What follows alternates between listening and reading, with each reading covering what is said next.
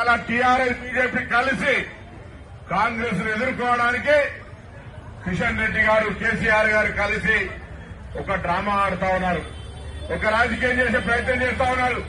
నేను అడుగుతా ఉన్నా ఇక్కడ స్థానిక కిషన్ రెడ్డి మంత్రి, భారతీయ జనతా పార్టీ కేంద్రంలో అధికారంలో ఉన్నది.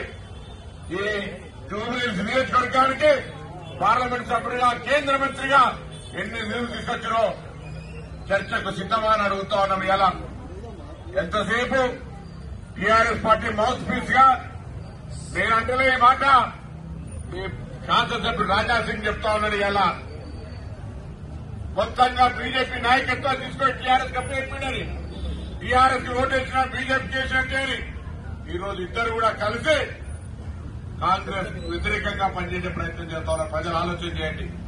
కాంగ్రెస్ ఏం తప్పు చేసింది? కాంగ్రెస్ రేషన్ కార్డు ఇచ్చి తప్పు చేసినట్టు చెప్తా ఉన్నారు.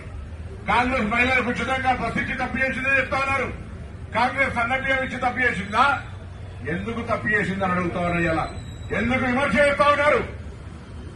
లేకపోతే మా అభ్యర్థిని రౌడీ అంటారు. అసలు మీకు తెలుసుగా జూబ్లీహిల్స్ నియోజకవర్గంలో ఎవరు 10 సంవత్సరాలుగా నియంతృత్వంగా ప్రజలను అణిచివేయడం మీకు తెలుసు.